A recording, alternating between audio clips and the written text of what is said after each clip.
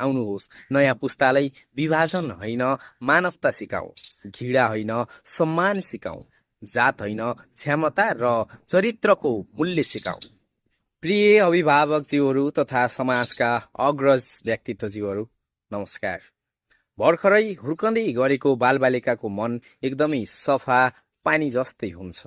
उनीहरूले जन्मिँदा कुनै पनि जात, धर्म, सानो ठुलो, छुवाछुत वा विभेद चिन्दैनन्। उनीहरूले केवल माया, सम्मान र समान व्यवहार बुझ्छन्। त्यसैले कृपया उनीहरूको कोमल मस्तिष्कमा जातीय विभेद, छुवाछुत र घृणाका कुराहरू कदापि पनि नराखौं। हामीले जे सिकाउँछौं भोलिको समाज त्यही नै बन्नेछ। यदि हामीले बालबालिकालाई मानिसलाई जातले होइन व्यवहारले र मानवताले चिन्ने शिक्षा दियौं भने भविष्यको समाज अझ सभ्य र समान र एकदमै सुन्दर बन्नेछ।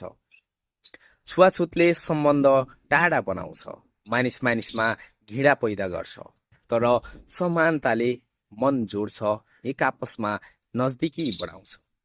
आउनुहोस् नयाँ पुस्तालाई विभाजन होइन मानवता सिकाऊ, घृणा होइन सम्मान सिकाऊ, जात होइन क्षमता र चरित्रको मूल्य सिकाऊ।